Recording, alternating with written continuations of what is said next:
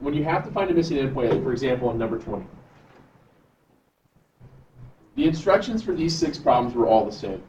You started at somewhere, 1, 12. Your midpoint was at 5, -8.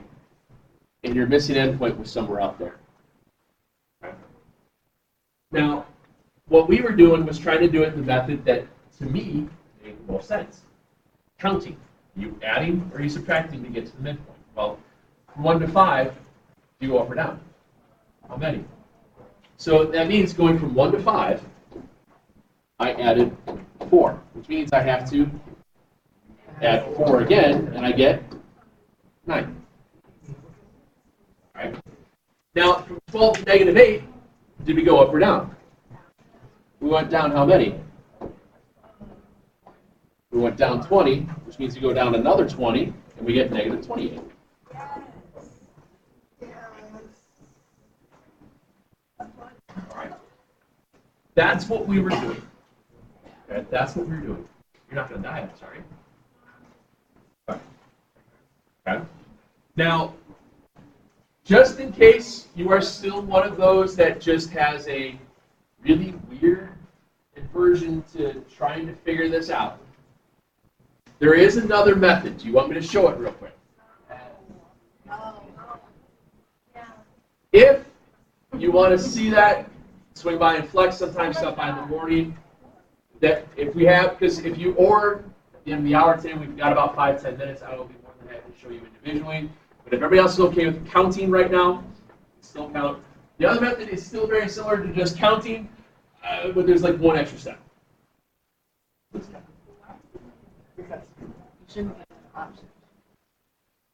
Because everybody's a little bit different. I just thought I would show you one other just in case. But I think this is the easiest with adding and subtracting. Okay?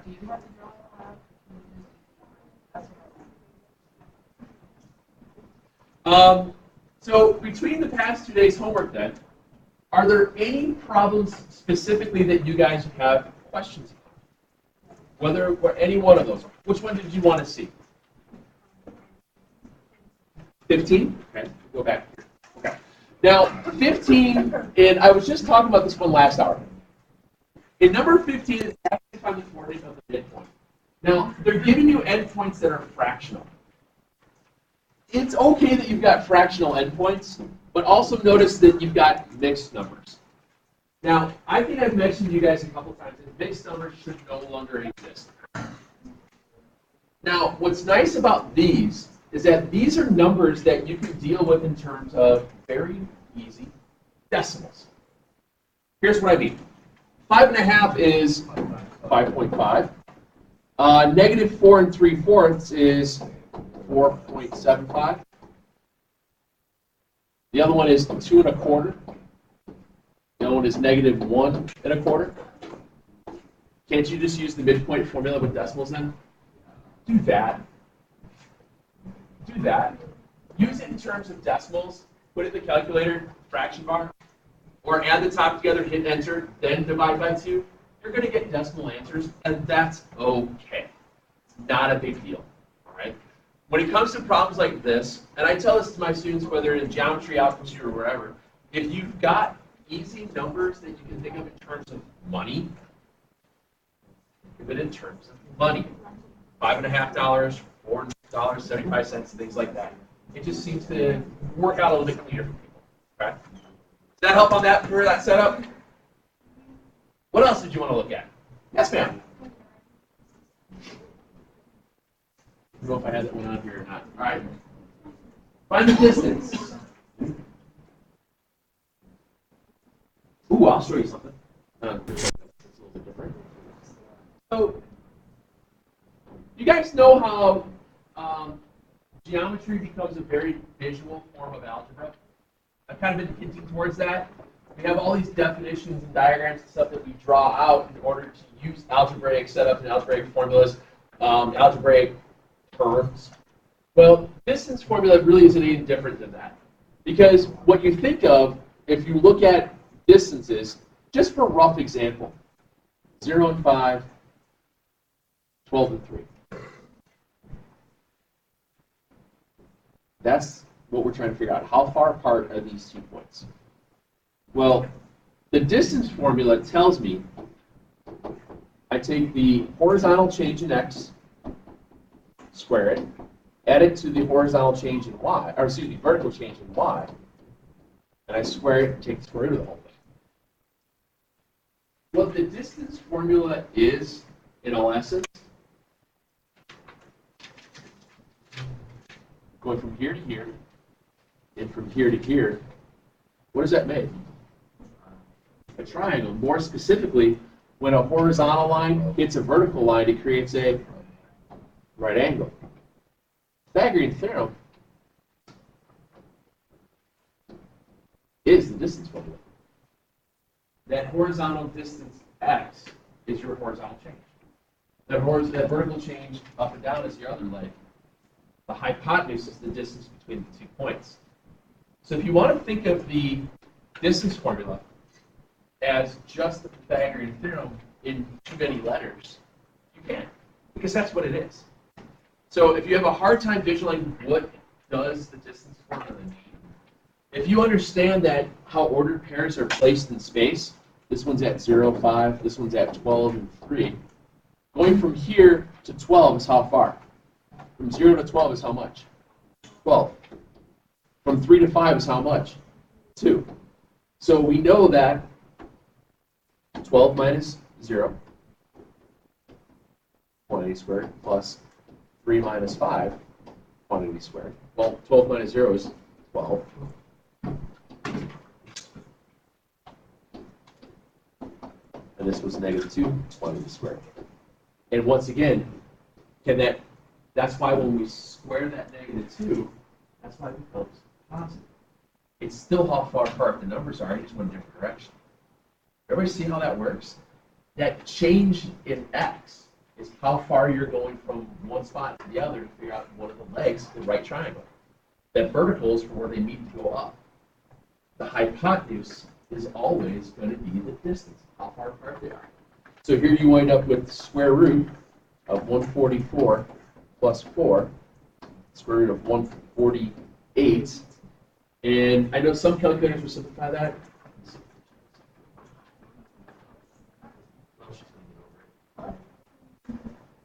That calculator, the multi-view calculator, gives me 2 root 37. Otherwise, if you had a decimal version of it, do you know what double squiggly means? Approximate, or ish, is what I like to call it. It's 12.2-ish.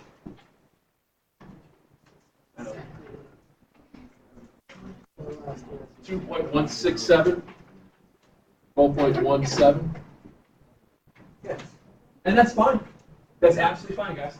That's how you utilize distance formula. Remember, the distance between two objects is always a straight line. That's the shortest distance. But in order to get to that corner of the room, I have to go some horizontal distance and then some vertical distance to get there. That's how I get something what's called square. Okay. Have any of you guys ever helped your parents build or build out like a deck or frame a wall or anything like that? Your grandma? Now, what happens a lot of times when you put, like if you're trying to finish your basement, you know how most basements, they start just as concrete? Now, when you put up your walls to the basement there, in order to decide whether or not they are what we call square, what happens is, in that corner, to know that these walls are square, what has to happen? A 90-degree angle. Well, you're not going to be walking around with a compass and a protractor and all that to measure 90-degree angles. What you do is you measure out some distance here, like 3 feet, some distance here, 4 feet.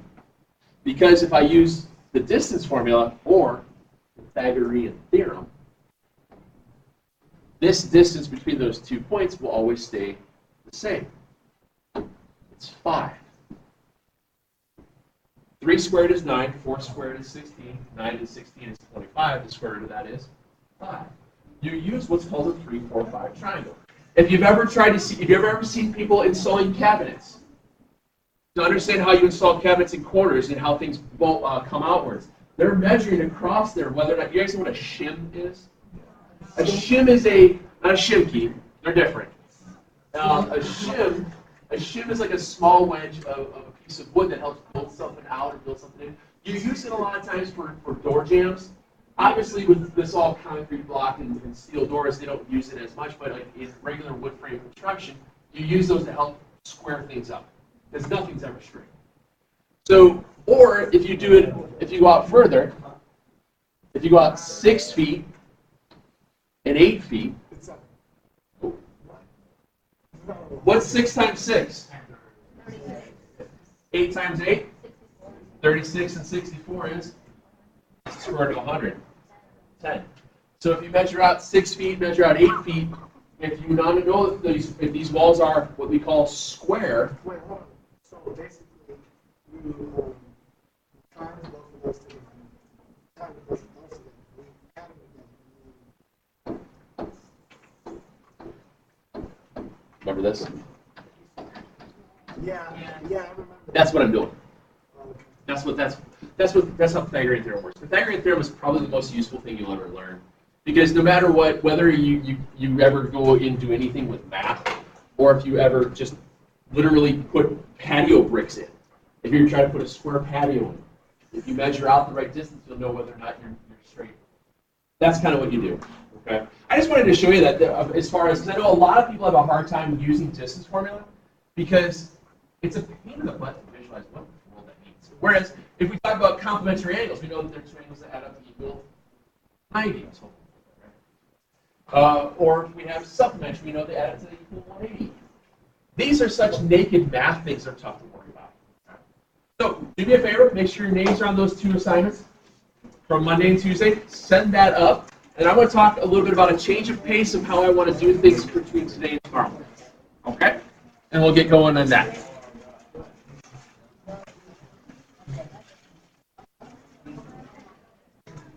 What you guys remember is that in this chapter we've done 1.2, 1.3, 1.4, 1.5, and then the 1.7.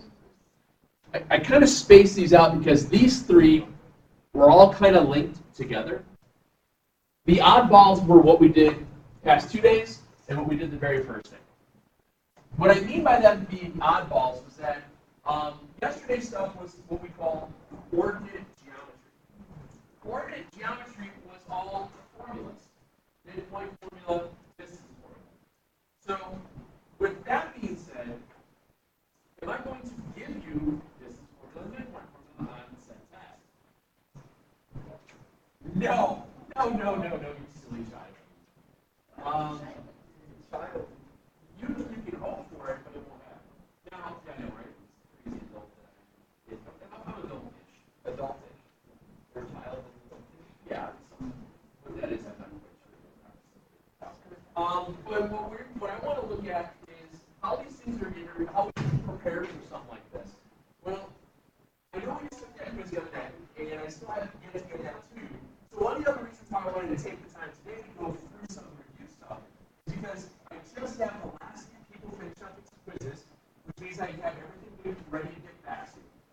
So tomorrow, the other homeworks, the ones I collected today, the ones I got last week, all of that's coming back to you tomorrow, as well as the quiz, so we can spend time talking about that. We're also going to spend time talking about some of the review problems that I give you this evening. So it works out well, even though tomorrow is a half day, we can still get through a good chunk of material and not have to worry about it. Now, then on Friday, we'll just come in and take our test. We'll have nothing to worry about over the weekend, okay? Which is good, because I wouldn't make you do homework over the weekend after a test anyway, because I'm mean enough. I don't have to be that mean. So, you haven't been around long enough yet. So let's look at 1.2. 1.2 is the first stuff of geometry terms. And what I mean by geometry terms is that we first learned about how to label and how to write geometrically. What that means is, how do you write and label a line? How do you write and label a point, rays, planes? What does it mean to be collinear, coplanar? It was a lot of basic vocab.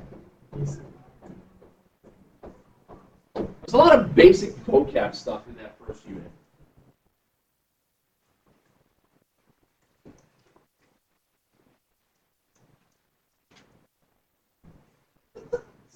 there wasn't a lot of math. There wasn't a lot of, hey, 2x plus 7y or whatever, you can go through the song. There wasn't a lot of that you have to worry about. What we did was draw, label, and diagram. Why I grouped 1.3 through 1.5 together was because that's where the bulk of the math came. That's where when we did stuff that had segments, segment addition, segment midpoints, or segment bisector. Remember that means the same thing. Remember we dealt with segments in that first section. It wasn't coordinate midpoint. It was the whole thing was 84. This much was 2x. What's the other one? Solve for the missing values. Things like that. It was kind of segment addition, but you knew that each chunk was equal to each other. So the algebra for those was you set them equal to each other and solve. That wasn't a big deal. 1.4, same all the same exact stuff, but we dealt with angles, which meant angle addition, and it also meant that it was angle bisectors. The only difference between segments, segment addition, angle addition, all those things, was that segments were directly across from one another. Angles made a turn. That was it. The math, if you recall, was kind of the same. It was eerily similar, where you always had two-step equations. It wasn't any different. The algebra was easy. The geometry stuff generally was, hey, take that value of x and figure out what the angle was. Hey, take that value of x and figure out what the segment was. And if you recall on the quiz, we had questions just like that. Some of them said, solve for x, solve for a specific segment, solve for a specific angle. And that's kind of how this stuff works. Okay? It forces you to have to read. 1.5 got a little bit more specific with the angle stuff. That's when they started talking about what were called your angle pair relationships. That you had, I think we only talked about 4 of them, if I'm not mistaken. Oops. Really bounced it out of the way. So then we had angle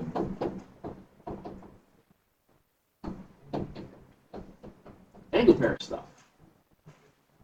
We had 4 angle pairs. Remember them? We had vertical angles. Good. Yeah, that's exactly. Now, when they crossed each other, what happened? Very good. Yeah, you get congruent angles like that for them. Angles that are opposite one another that go in the other direction, they're always equal to each other. They were congruent.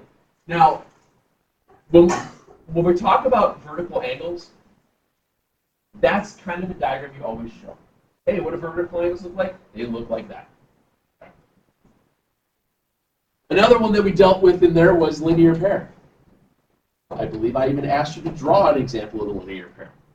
Linear pair are 2 angles that create a line. 2 angles that create a line are a linear pair. So here's your line. There's only one angle there, which means what do you have to draw? Another angle. Two angles that form a line are a linear pair, which means what do those 2 angles add up to equal? 180. Very good. Yes, ma'am. Yes, ma'am. Absolutely not. We are not recording at this moment. I don't know. Oh my God. Then we had complementary. Do you need paper? Is that what you're saying? Okay, complementary and supplementary. Is what? And then supplementary are what?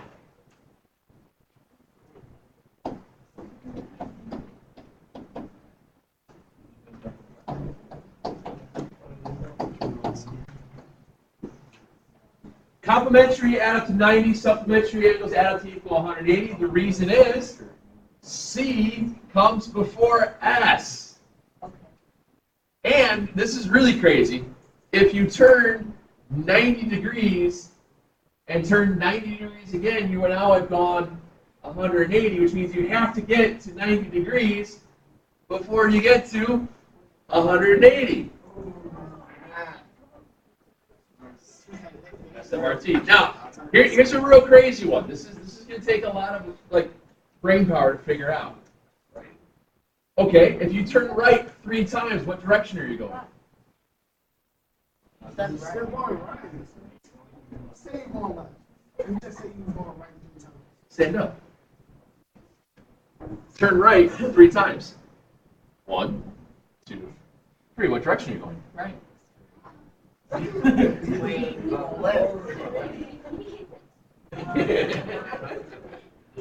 So if I turn right, 1, 2, 3. Aren't I just going left from where I was?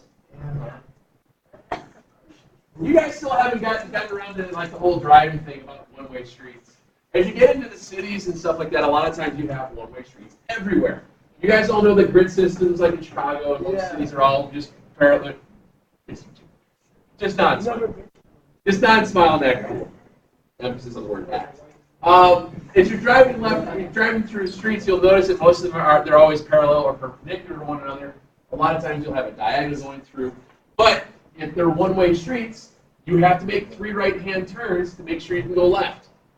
Or if you're driving to Michigan, you always have to make right-hand turns to turn left because there's no left-hand turn lanes anywhere. I'm not bitter about driving through Michigan, but it just kind of happens that way. Do complementary and supplementary angles have to share the same vertex? No, they don't. They don't. They don't necessarily have to be on the same They don't have to have the same vertex. They don't even necessarily need to be in the same plane. They just get more specific when they are. It's not. They're still complementary. They're still supplementary. It's just a matter of knowing the vocab. So let's see.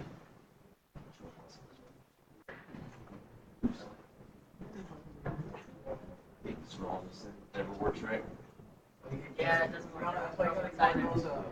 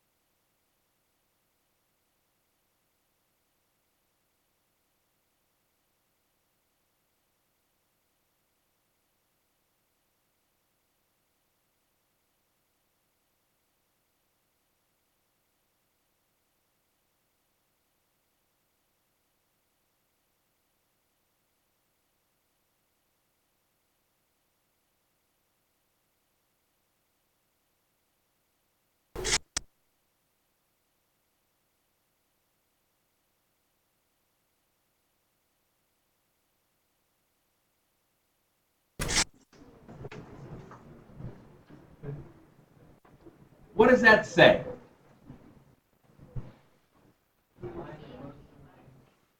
It's not a line.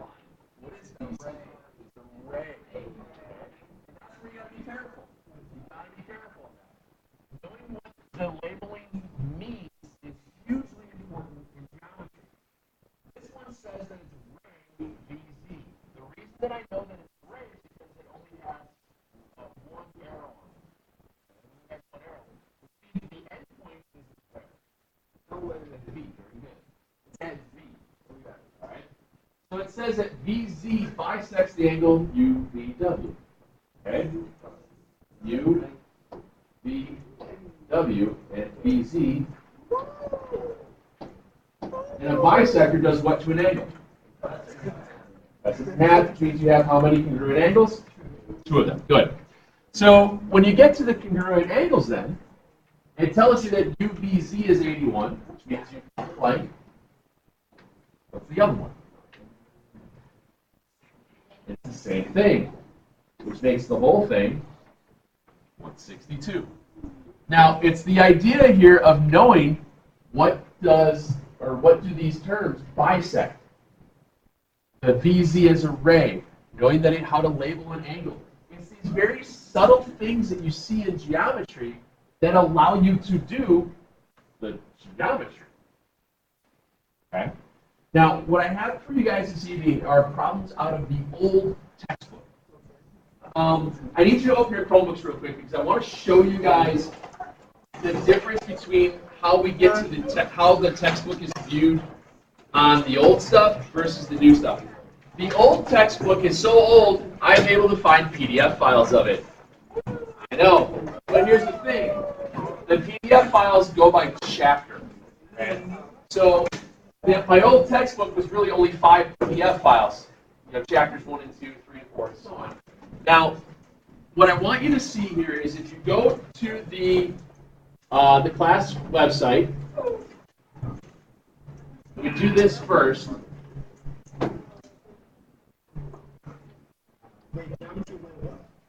So first thing I want to do is just get to the website and then go to the calendar like we have.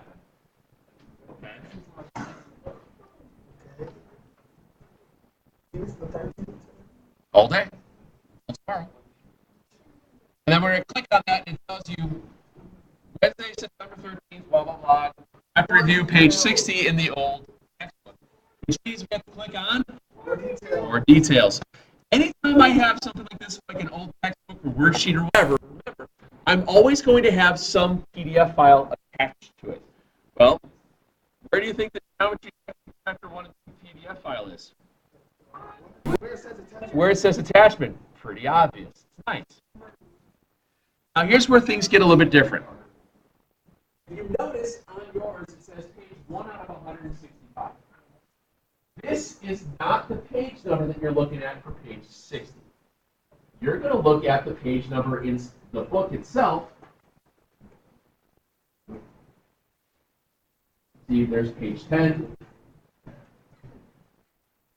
page 22, page 23, even though it says it's 45. You're looking at the actual bottom of the textbook page to find the right number. Does that make sense? You'll have to scroll through a little bit. I think it might be in around, it's like 82, 83 or something. Okay. So the actual textbook page number, page 60 is in that lower left-hand corner. It says that it's page 82 as the PDF file. The reason that those page numbers are different is because of the introductions, the table of contents, all that stuff. And it's always going to be like that. Whenever I use the old textbook PDF files, you have to remember to go to the book page number, not the PDF page number. Does that make sense? Yeah. It usually takes a minute or two. Just I shouldn't have to explain that again. You'd be surprised there are times when we did this last year. If I'd say, hey, go to page 143, but 140, it was like section 2.4, it's 100 page 143, and then all of a sudden they're doing homework out of section 1.8, and it was completely different. Like, wait, I don't know what I'm doing, because they don't know how to read, excuse me, page numbers. It'll just sentence. I'm like, falling over, sleeping. So that's how that works. Does that make sense? It seems like it's a lot of work, but you will find out really quick that this text, the older textbook, they use a lot of quick definitions, quick diagrams to answer some questions. Like for example here, name another, give another name for line G. Well, line G is right here. It's got 3 points on it. How else can you label a line? Well, you need two points and a what over it? Double arrow. You know the double arrow. So I can say it's line XY, YX, YZ, XZ, ZY, ZX. G is not the point. Yeah, G is the line. Okay. That's kind of what you're looking at. It's really, really fast. Same thing going for the other stuff that's in here. Find the indicated length. If the whole thing is 3.2, that much is 2. What's left over from there?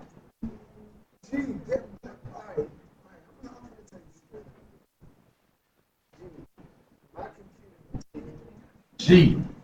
Like, real talk, because my stuff extra sensitive. Like, I gotta see my sis. And the scrolling is always just crazy. Oh, yeah.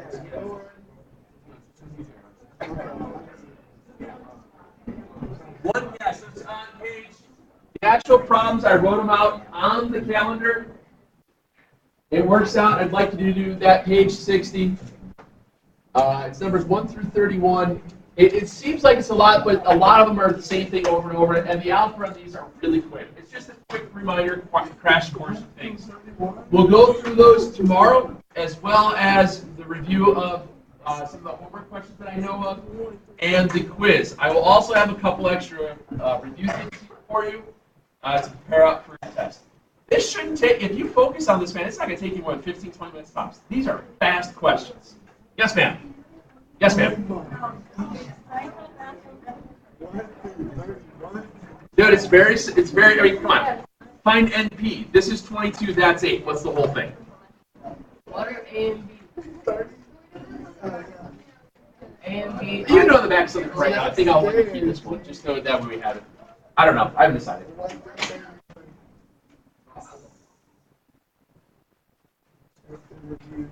It's really, I mean, trust me, I am not a big extra problems. There are times when you just do some extra yeah, really, and that's just how I am. It's very rare. It's usually prepping for tests and quizzes when I get a little extra. Because by then we've done so much practice, you should be right. Okay?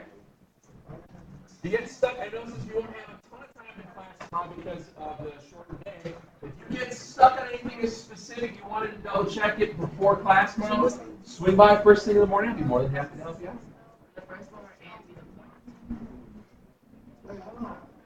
Yeah. I'm sorry to see that happen. Yeah. Yes, sir. Nope. Just give you what I needed. I didn't think you needed to.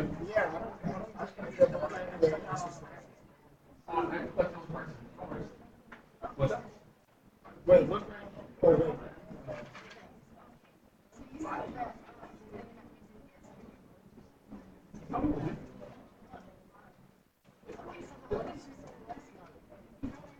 Construction. Anyway, what's that about? I don't get the copy of complete number. What does that say? It's a segment A. What are A and B of the segment A? More specific.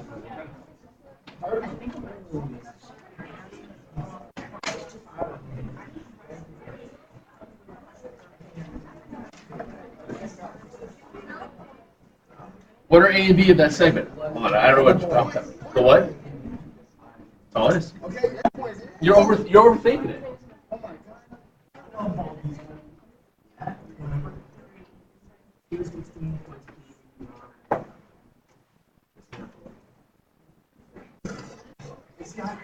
You're using the vocabulary. Bro, I'm thinking of the- Out of the all that is. You got it. You got it. Isn't no money in this? I don't know. If you don't know, where do you go look for it? All right, G, I'll go look for it. All right, G.